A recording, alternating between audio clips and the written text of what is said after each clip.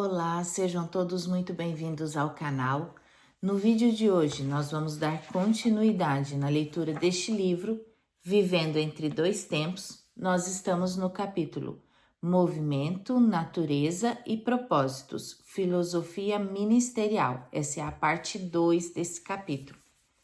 Se você ainda não é inscrito no canal, te convido a se inscrever, ativar o sininho de notificação e também a curtir esse vídeo, para que o YouTube entenda que esse vídeo é relevante e possa distribuí-lo para mais pessoas.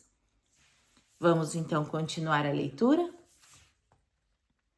Viabilidade. Um movimento pró-eclesial, para ser relevante e útil ao reino de Deus, precisa ser compatível com as formas culturais da localidade onde está inserido. Em Atos, capítulos 6 e seguintes, temos exemplos de como a igreja atingiu todo o mundo mediterrâneo, demonstrando a viabilidade de sua estrutura, levando em conta aspectos culturais. É importante se estabelecer que nem a igreja, nem sua estrutura pró-eclesial podem comprometer os valores culturas de um povo, desde que tais valores não sejam explicitamente condenados pelo Evangelho. Em qualquer esforço para facilitar a consecução de objetivos no domínio evangélico, didático, pedagógico e social, deve-se levar em conta as profundas diferenças culturais entre as grandes áreas urbanas e as regiões com características rurais, ribeirinhas e etc. E principalmente quando se pretende atuar além mar. Flexibilidade. Flexibilidade e dinâmica são marcas essenciais em toda estrutura eclesial. Essas duas características oferecem possibilidades de modificações e avanços, sempre que novas circunstâncias aparecerem ou demandarem. Espaço físico como salas, prédios, estacionamentos, localidades, tempo, momento, oportunidade são alguns fatores que demandam ou podem existir flexibilidade ou dinâmica na atuação das organizações resultantes ou criadas por um movimento. O mesmo pode acontecer em relação aos fatores culturais, pois a cultura é essencialmente flexível e dinâmica. Como foi na igreja nascente? A narrativa de Lucas a Teófilo mostra que a igreja não era totalmente estruturada, mas contava com o mínimo essencial, o que não constituía um peso ou estorvo, mas um auxílio na consecução do seu trabalho. Na igreja nascente, todos os serviços, dons e ministérios eram operacionalizados por ela mesma, com a presença mínima de organizações paralelas. O que elas faziam era basicamente o louvor e a adoração a Deus. Tanto de casa em casa como no templo, mas nessa hipótese isso só durou até pouco tempo depois, quando foi destruído e a igreja foi perseguida. No campo da justiça social, eles vendiam suas propriedades e ofertavam seu produto para que fosse distribuído entre os de maior necessidade. Esse serviço logo foi mais bem organizado com a eleição dos diáconos em Atos, capítulo 6, versículos de 1 a 7. Paulo também estruturou, de certa forma, uma frente de serviço social, mobilizando as igrejas para levantar recursos materiais que seriam destinados à igreja em Jerusalém. 1 Coríntios, capítulo 16, versículos de 1 a 4. 2 Coríntios, capítulo 8 e capítulo 9. Romanos, capítulo 15, versículos de 22 a 29.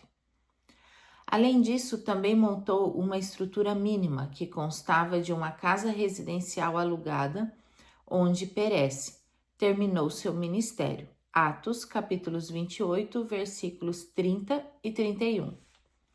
a espiritualidade e o culto da igreja nascente. Os cristãos da igreja nascente louvavam e adoravam a Deus em diversos ambientes, como em suas casas, em pequenos grupos e em grupos maiores, até que mais tarde essa forma se tornou quase inviável. Atos, capítulo 2, versículo 42.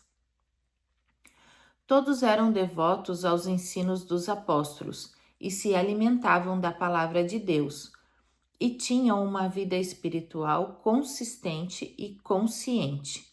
Atos, capítulo 5, versículos 25 e 42. Todo o povo dava o melhor testemunho de caráter cristão e com alegria testificava da ressurreição do Senhor e contava com a simpatia de todo o povo. Salvação em grande número acontecia e todos tinham grande temor de Deus. Por quê e para que organizar?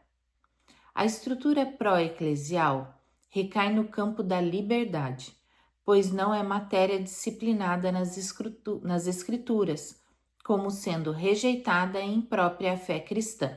Sendo assim, sentimos-nos livres para lançar mão de alguns recursos organizacionais que julgamos sejam úteis na propulsão do movimento que nos foi confiado.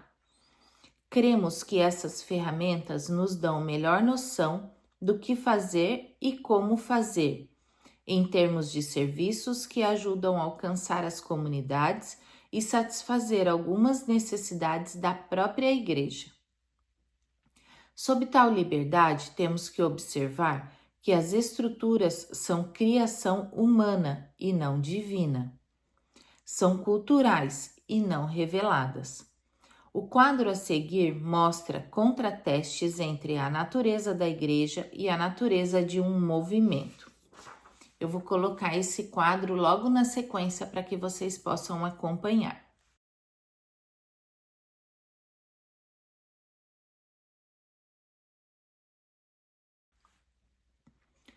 Vinculação à igreja. Mesmo não sendo essencial como é a igreja, todo movimento pró-eclesial deve estar vinculado à vida da igreja.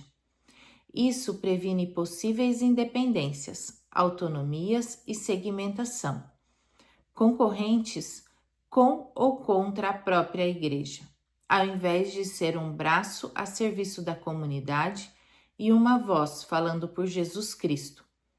Isso evita também as pulverizações de recurso e as possíveis proliferações de iniciativas particulares que podem trazer desacordo. Características bíblicas: autenticidade cristã que se manifeste em comprometimento com o Evangelho. Motivação cristã segundo os padrões das Escrituras Sagradas.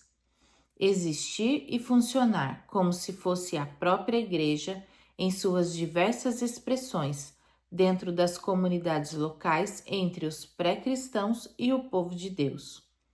Ser uma subagência junto com a igreja, buscando a reconciliação e a cooperação entre os diversos movimentos e as diversas congregações afins, e dentro do possível entre as demais igrejas cristãs que porventura queiram cooperar.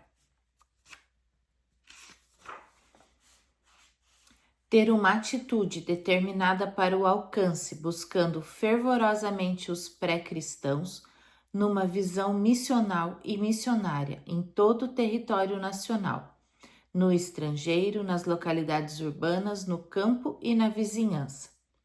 Ter e manter uma postura firme que a distingue do mundo e dos seus padrões. A ética cristã precisa ser sua marca em todos os relacionamentos. Deve ser um autêntico e visível testemunho do reino de Deus, que Jesus está estabelecendo no mundo como Rei dos Reis e Senhor dos Senhores. Deve ser devotado ao estudo da palavra de Deus, à proclamação, ao discipulado e à oração. Ter e manter a consciência e a atitude de que uma agenda está em aberto e que somente através da igreja, que existe e funciona através de movimentos, será completada até o dia do nosso Senhor Jesus Cristo. Então vamos terminando a leitura deste livro. Desejo a vocês um abençoado final de semana e até a próxima.